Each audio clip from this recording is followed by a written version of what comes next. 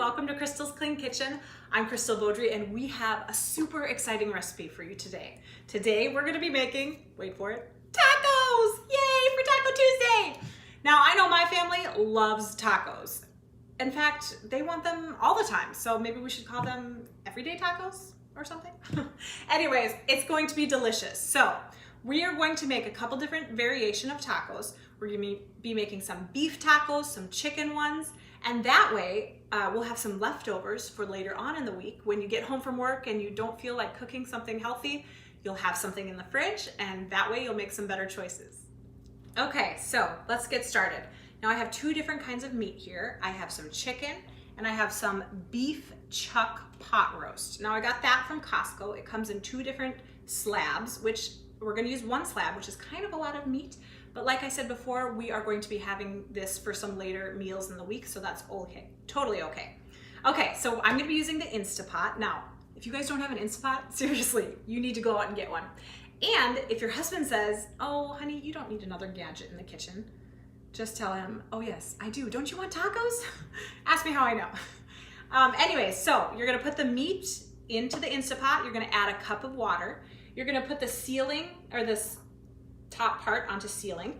Then you're going to push the pressure cooker button and you're gonna put the time for 55 minutes. Now, that's kind of a long time for the Instapot, but with beef, if you put it that long, it will shred really nice and easy and it will be a lot easier for your tacos. Okay, so for our spices, we used salt and pepper, of course. I used some onion powder, and I also used these ones from Spiceology. This one's Adobe Honey, and this one is Garlic Herb. If you haven't checked them out, they are delicious. Now you could also use some Italian seasoning. You could use, if you wanted a little spicier, maybe some cayenne pepper, some anything like that, any spicy ingredients. Okay, now for the chicken, I did the exact same seasonings actually, and I cooked it in the oven at 350 until my meat thermometer said that it was fully cooked. So, okay, let's start on our tortillas. Okay, so we're gonna be making some clean tortillas.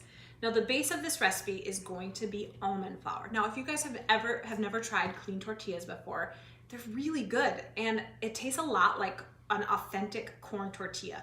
So I would suggest that you just give it a try.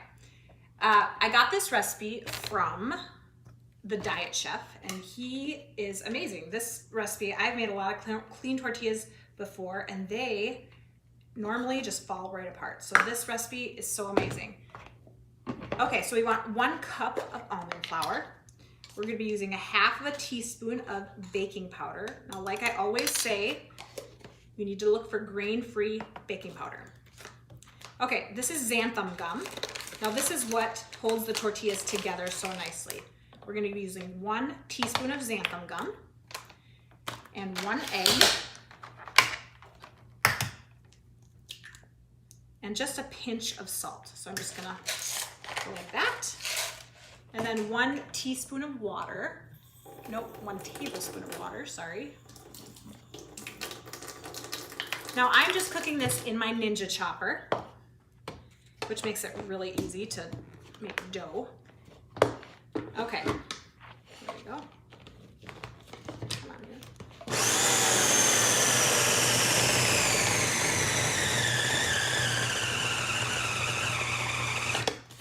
That was it. Wasn't that simple? Okay, so then I'm going to take some cling wrap and put the dough in here. Now we need to knead the dough for 2 minutes. The reason why we need to do that is we need to activate the Xanthan Gum. It's a little sticky. The reason why we're putting it in cling wrap is because it's a little sticky. So we're just gonna wrap that up like that. And I like to wrap it a few times because like I said, we need to knead the dough for 2 minutes. Now, once we knead the dough for 2 minutes, we are going to set it aside to rest for 15 minutes. So there we go. Okay, so now that the dough has rested, we're gonna just take off the saran wrap. Now it's in a ball, so we're gonna cut it into 4 pieces. Now this recipe only makes 4 tortillas. So if you have a big family like we do, I have to double the recipe or triple the recipe or quadruple the recipe because we love tortillas. Seriously though, I found this recipe just a few days ago and I've already made it like 6 times. Okay, so now we're gonna put it in between some parchment paper. I'm gonna lean against the parchment paper so that it doesn't slide around. I'm gonna gently press into a tortilla shape. You can also use a tortilla press if you have one. Now, another good thing with this recipe is that you can get it super, super thin. And the thinner, the better. Some tortilla recipes, you shouldn't do it that thin because they fall apart. That is why I love this recipe. It doesn't fall apart. Okay, so this is the top of a pan of mine. I'm just gently cutting around the outside of it, and it has a perfect tortilla shape. And look at this. See, a lot of them, like I said, they fall apart. This one, you can hold it in your hands and it's totally stays together. Okay, let's go throw this on the stove. Okay, so I just put a little olive oil on the bottom of my pan. You can use any type of oil that you would like though. It's all perfectly fine.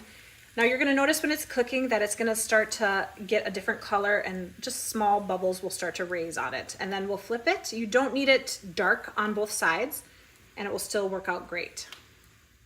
Okay, so with regular flour tortillas, you'll see some really large bubbles coming up, but since this is with the almond flour, it's just really, really subtle. Now, if you feel like you're turning it over too soon, it's okay to check. This tortilla will be totally fine if you peek at it halfway through. Look at that nice golden. Now, if you want it less golden than that, it will still work out great. Okay, so my Instapot beef is finished. Look at how much this is just falling apart. Oh my goodness, this is awesome. Looks so good. So you just want to pull it out and just shred it. The juices are still coming out of this, so it looks really, really good. Now you can also use this meal, this beef. You could put it on top of some cauliflower rice. You could put it with some potatoes, maybe some sweet potatoes. So this would be a great meal for later on in the week also. Now, I wish I would have done my chicken in the Instapot because chicken in the Instapot shreds so nicely also. So if you want to just do one meat, and if you want to do the chicken, do it in the Instapot because it will shred just as nicely. All right, that looks good.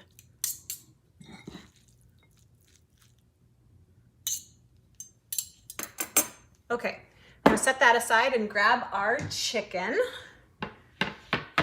Okay, so I'm just gonna cut this chicken. Maybe I'll just cut one piece for you. Now, you can also use chicken throughout the week, maybe on a salad. If you're making yourself a lunch and you want something to add to it, some protein, this is good. You could also give it to your kids for a snack, little slices of cooked chicken. Okay, depending upon how you want it for your tacos would be how you would cut it. I'll just give it a little bit more. All right, let's assemble our tacos. All right, get that out of the way. Okay, well, I'm gonna do beef tacos because this beef just looks so amazing. You know, sometimes I just put way too much beef in the taco, so hopefully I only have a little bit there. I get too excited. Now, these tacos are like the perfect little street taco size. Little sour, little cheese, and a little dollop of sour cream. All right, there it is. Delicious. Well, thank you guys so much for watching. I hope you enjoyed my clean taco recipe. If you haven't subscribed to my channel, make sure that you do that. And also give this video a like. Bye.